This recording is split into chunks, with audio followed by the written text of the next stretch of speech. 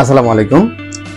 আজকে আমি আপনাদের সামনে যে কথাটি নিয়ে আলোচনা করব সেটা হচ্ছে যে শিষ্টাচারের রাজনীতির সাথে দেশনেত্রী বেগম খালেদা জিয়ার যে এক অনন্য মাত্রা, সে সম্পর্কে আমি সাধারণ আলোচনার মাধ্যমে কিছু কথা বলতেছি।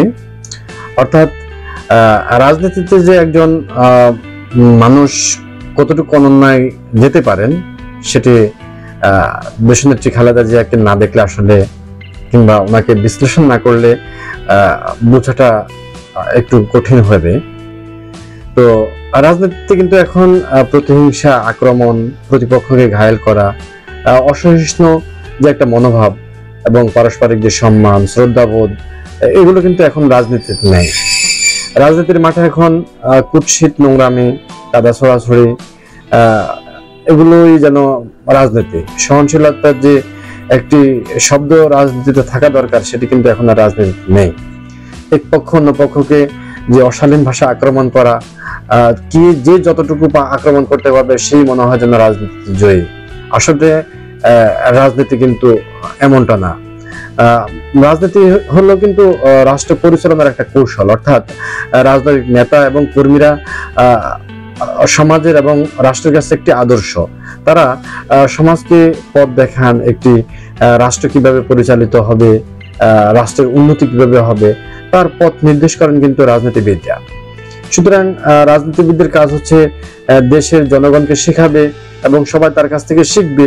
কিন্তু দুর্ভাগ্যজনক হলেও এখন প্রতিহিংসার প্রতিযোগিতা, ভিন্নমতকে দমন করা, এগুলি যেন রাজনীতি। বিভিন্ন রাজনৈতিক মতাদর্শের মধ্যে যে মতের অমিল থাকে কিংবা বিরোধ থাকবে, এটা স্বাভাবিক, কিন্তু এই বিরোধ সহিংসতার পথে পা বাড়াবে না। রাজনীতিতে শিষ্টাচার, প্রতিপক্ষের প্রতি সম্মান, ভিন্ন মতের প্রতি শ্রদ্ধা, এগুলো অত্যন্ত জরুরি। ইতিহাসে যারা অমরত্ব লাভ করেছেন কিংবা আজও রাজনীতিবিদ হিসেবে বরেণ্য হয়ে আছেন, তারা কিন্তু এই শিষ্টাচারের রাজনীতির চর্চা করেছেন।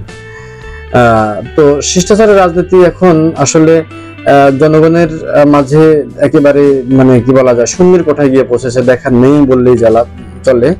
তো এর মাঝেও কিন্তু আমরা দুই একটা আলোকবর্তিকা কিংবা আলোর দিশারি খুঁজে পাই। যেমন যেটা আমরা বলতে পারি যে আমাদের এই নোংরামির রাজনীতিতে যে খালেদা জিয়া, তিনি কিন্তু একজন উজ্জ্বল দৃষ্টান্ত। তিনি যে রাজনীতিতে শিষ্টাচারের এক অনন্য প্রতীক কিংবা অনন্য দৃষ্টান্ত, সেটা কিন্তু তিনি 5 আগস্টের পরে প্রমাণ করেছেন। অর্থাৎ তিনি যে অসুস্থ অবস্থায় 5 আগস্টের পরে মুক্তি পেয়েছেন, তারপর তার যে কথা, সেখানে কিন্তু তিনি একটিবারও তার ভিন্ন দলের প্রতি একটি কুৎসিত শব্দ কিন্তু তিনি আলোচনা করেননি। তো দলমত নির্বিশেষে তার এই যে উদারতা, তার ধৈর্য এবং ক্ষমাশীলতার যে একটা অনন্য নিদর্শন, সেটা দেখে কিন্তু দেশবাসী আজ মুগ্ধ। এই মুহূর্তে রাজনীতিতে নিঃসন্দেহে কিন্তু সবচেয়ে শ্রদ্ধাভাজন ব্যক্তি বেগম খালেদা জিয়া। তিনি তার পরিমিত বোধ, ব্যবহার, আচার আচরণ এবং সংযত কথাবার্তা দেশের শান্তিকামী মানুষকে যে সংঘবদ্ধ রাখার প্রক্রিয়া, এটা সত্যি আমাদের সকলকে অনুপ্রাণিত করে। বেগম খালেদা জিয়া কিন্তু একজন বিরল রাজনীতিবিদ, যিনি জনগণের অধিকার আদায়ের জন্য গৃহবধূ থেকে রাজনীতির মাঠে এসেছেন। তার আপসহীন নেতৃত্ব, দৃঢ় প্রতিজ্ঞ অবস্থান এবং জনগণের প্রতি যে দায়িত্ববোধের কিংবা জনগণের প্রতি যে ভালোবাসা, সেই সকল কারণে তিনি কিন্তু মানুষের এক ভালোবাসার অনন্য নেতা বলা যায়। তো তিনি কিন্তু বিভিন্নভাবে বিভিন্ন সময়ে প্রতিপক্ষের দ্বারা নির্যাতিত, নিপীড়িত হয়েছেন, কিন্তু তিনি তার নীতি আদর্শ থেকে কখনো বিচ্যুত হননি। তিনি রাজনৈতিক প্রতিপক্ষের কঠোর সমালোচনা করেছেন, কিন্তু সেই সমালোচনা কিন্তু কখনো শিষ্টাচারে বহির্ভূত হয়নি, অশালীন বা নোংরামের পর্যায়ে যায়নি কখনো। তিনি কিন্তু কখনো রাজনীতিবিদদের অসম্মান সূচক কিংবা অসভ্য কুৎসিত ভাষায় গালমন্দ করেননি, আক্রমণ করেননি, কিংবা কাউকে অন্যান্য যে রাজনৈতিক নেতা যেভাবে কথা বলে কিংবা আক্রমণ করে, সে ধরনের কোনো আক্রমণাত্মক কথা তার কাছ থেকে কখনো দেশবাসী শুনেনি। তো এটা আসলে তার অনন্য জীবন চরিত্রের একটি বৈশিষ্ট্য। তো রাজনীতিতে তার যে নিজের আদর্শ কিংবা নিজের যে রাজনীতিবিদদের যে শিষ্টাচার মেনে চলতে হয়, সেটা কিন্তু তিনি তার ভদ্রচিত ভাষায় বুঝিয়ে দিয়েছেন। তার দীর্ঘ রাজনৈতিক জীবনে কিন্তু জনগণের প্রয়োজনে প্রতিপক্ষ রাজনৈতিক নেতাদের সঙ্গে তিনি কিন্তু অনেকবার বৈঠক করেছেন, সহযোগিতার হাত বাড়িয়ে দিয়েছেন। ব্যক্তির চেয়ে দেশের স্বার্থকে তিনি সবসময় প্রায়োরিটি দিয়েছেন। তার রাজনৈতিক জীবনের সবচেয়ে প্রতিকূল পরিস্থিতি তৈরি হয়েছিল সেই 2007 সালে, অর্থাৎ 1/11 সময়, যে খালেদা জিয়াকে ডক্টর ফখরুদ্দিন সরকার মিথ্যা মামলায় গ্রেপ্তার করে। শুধু তাকে নয়, তার 2 পুত্র কেউ গ্রেপ্তার করে এবং সেখানে তাদের চরিত্র হননের একটা চেষ্টা করা হয়। তো তখন 1/11 যে কুশলাব্দের সমালোচনা তিনি পরবর্তীতে করেছেন মুক্ত হওয়ার পরে, সেটা কিন্তু শালীনতার সীমা কখনো অতিক্রম করেনি। বেগম জিয়া সম্ভবত সাম্প্রতিক সময়ে, আমি বলবো যে বর্তমান সময়ে যে সাম্প্রতিক রাজনীতির যে আবহাওয়া, সে আবহাওয়ায় তিনি কিন্তু একমাত্র রাজনীতিবিদ যিনি অশালীন শব্দ প্রয়োগ ছাড়াই বিরোধী পক্ষের কঠোর সমালোচনা করেন। 1/11 ধারাবাহিকতায় 2018 সালে একটি অসত্য ভিত্তিহীন বানোয়াট মামলায় তাকে প্রহসনের বিচারে নজিরবিহীনভাবে গ্রেপ্তার করা হয়। দিনের পর দিন তিনি কারাগারে থেকে অমানবিক মানসিক নির্যাতন সহ্য করে তিনি প্রচন্ড অসুস্থ হয়ে পড়েন। অনেকেই মনে করেছিলেন যে 5ই আগস্টের পর, অর্থাৎ স্বৈরাচার দেশ থেকে পালিয়ে যাওয়ার পর তিনি কঠিন কিংবা ভয়ঙ্কর প্রতিশোধ নেবেন, কিন্তু বেগম জিয়া যেন তার উপর সব নিপীড়নের বিচার জনগণের উপর ছেড়ে দিয়েছেন। তার উপর নিপীড়নের ব্যাপারে একটি কথাও কিন্তু তিনি উচ্চারণ করেননি। 5ই আগস্টের পর তিনি যখন মুক্ত হলেন, তখন তিনি প্রাক্তন প্রধানমন্ত্রী সম্পর্কে কোনো কথা তো বলেননি, বা তার নামটাও একটাবার উচ্চারণ করেননি। আমি যতটুকু বলতে পারি শুধু এতটুকুই তিনি বলেছেন যে আল্লাহ বাংলাদেশের মানুষকে এমন দিনটিও দেখালো, আলহামদুলিল্লাহ। তো আসলে ধৈর্য মানুষের কতটুকু হতে পারে তা কিন্তু তার এই বক্তব্যের মাধ্যমে প্রকাশিত হয়। এর বেশি তিনি কিন্তু একটি কথাও বলেননি।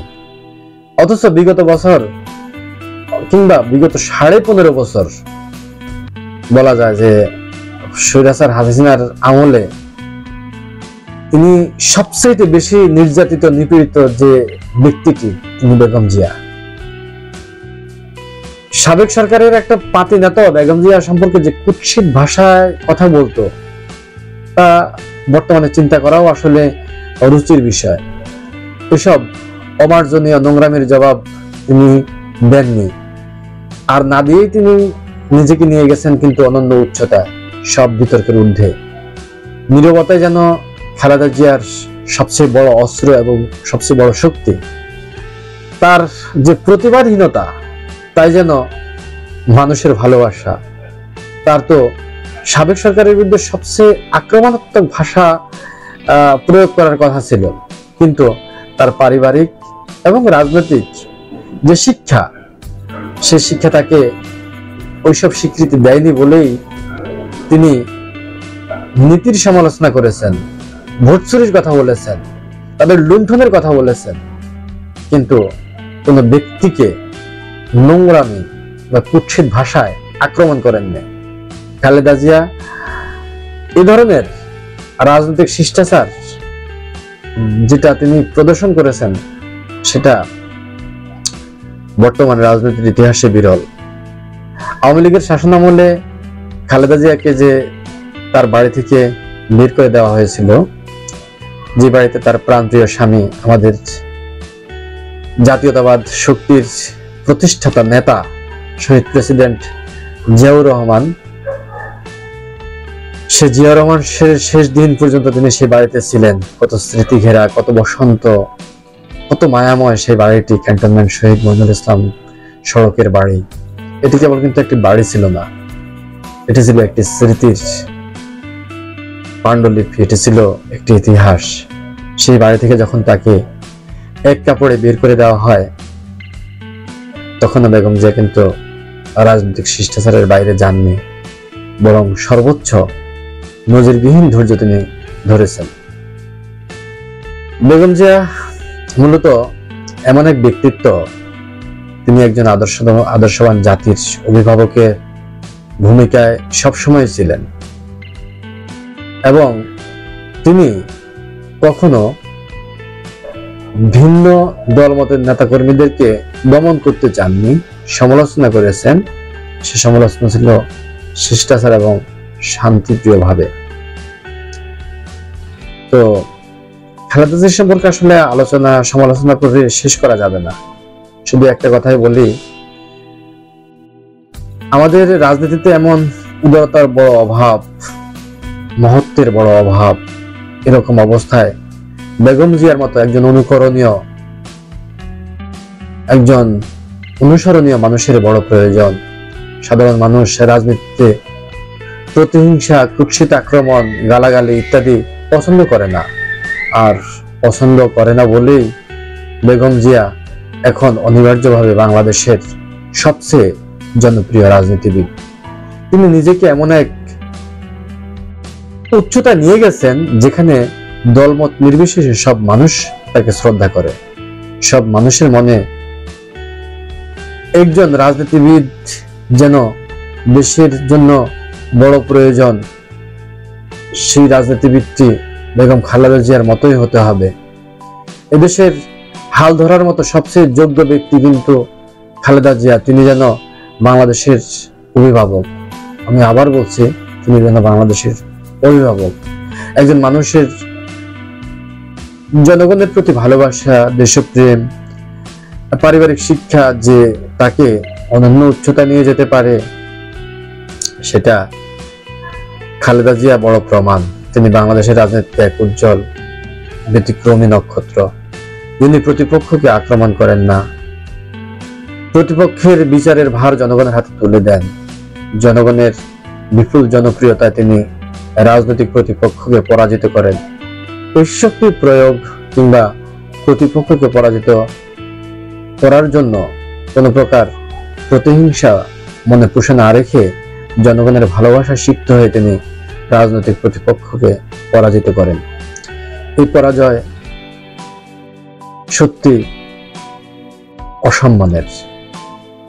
রাজনীতিতে কেউ আক্রমণ করবে আর সে আক্রমণের অর্থাৎ ইট মেরে পাটকেল খেতে হবে না, এরকম রাজনীতি বর্তমানে দেখা যায় না। তাই ধৈর্য, সহনশীল মনোভাব, ভাষা এবং সুশীলভ ভাষার প্রয়োগ, অহিংস মনোভাব, প্রতিশোধ পরায়ণ না হয়ে প্রতিপক্ষকে সমালোচনা করে শুধরানোর চেষ্টা করা, তার যে অনন্য চরিত্রের দৃষ্টান্ত, এই দৃষ্টান্ত বাংলাদেশের রাজনীতির আকাশে চিরকাল জল জল করে জ্বলবে এবং সকল বিশিষ্টজন, সুশীলভ, রাজনীতি বিশ্লেষক, ইতিহাসবিদ সম্মানের সাথে, আন্তরিক শ্রদ্ধা, ভালোবাসা, সম্মান বোধের সাথে যেভাবে শহীদ প্রেসিডেন্ট জিয়াউর রহমানের নাম স্মরণ করে, সেভাবে চিরকাল খালেদা জিয়ার নামটিও স্মরণ করবে এবং খালেদা জিয়ারই যোগ্য উত্তরসূরি তারেক রহমান আজ তার পথে, অর্থাৎ খালেদা জিয়ার পথে। পরিশেষে এই বরেণ্য রাজনীতিবিদ, এই বর্ষিয়ান রাজনীতিবিদ, এই অনুসরণীয়, অনুকরণীয়, সম্মানীয় রাজনীতিবিদ, দেশনেত্রী বেগম খালেদা জিয়ার প্রতি সর্বোচ্চ শ্রদ্ধা নিবেদন করে, সর্বোচ্চ সম্মান নিবেদন করে, সর্বোচ্চ ভালোবাসা দিয়ে তার সুস্থতা কামনা করে, মহান রব্বুল আলামিনের আলিশান দরবারে তার দীর্ঘ হায়াত কামনা করে এবং ভবিষ্যতের দেশের কান্ডারি তারেক রহমানের সুস্থ সুন্দর জীবন কামনা করে শেষ করছি। ধন্যবাদ সবাইকে। আসসালামু আলাইকুম।